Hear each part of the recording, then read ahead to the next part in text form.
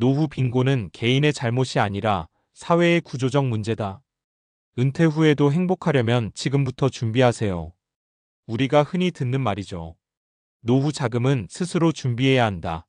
자녀에게 기대지 말라. 젊을 때부터 연금저축 투자를 해두라. 이런 조언은 틀린 말이 아니에요.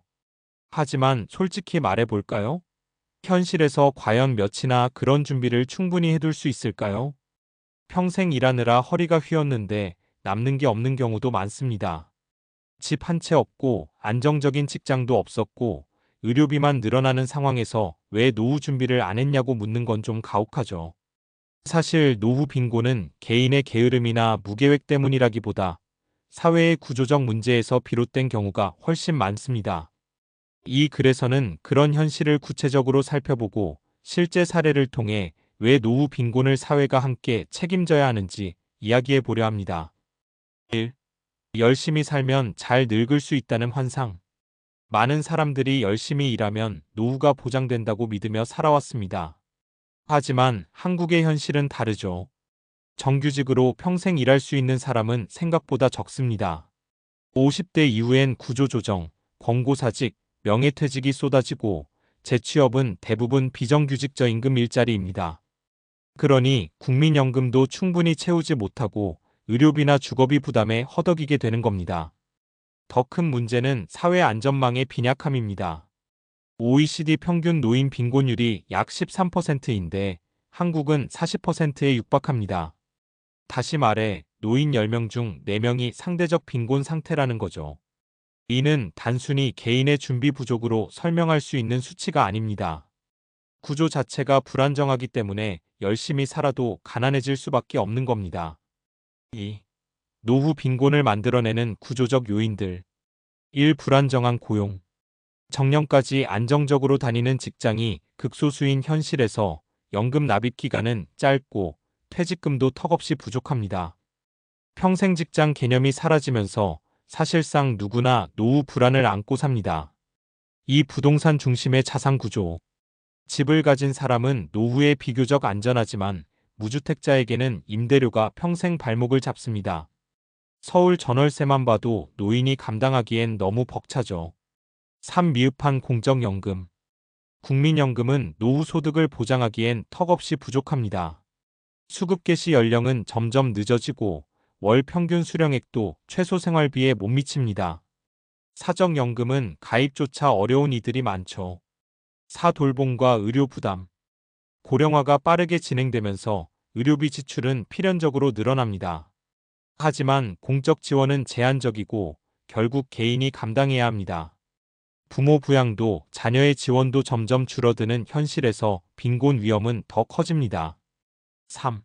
사례로 보는 노후 빈곤의 얼굴. 사례 1. 평생 성실하게 일했지만 국민연금이 턱없이 부족한 어씨 65세 남성. 어씨는 20대 초반부터 건설 현장에서 막일을 했습니다. 성실히 일했지만 대부분 일용직이라 국민연금을 제대로 납부하지 못했습니다.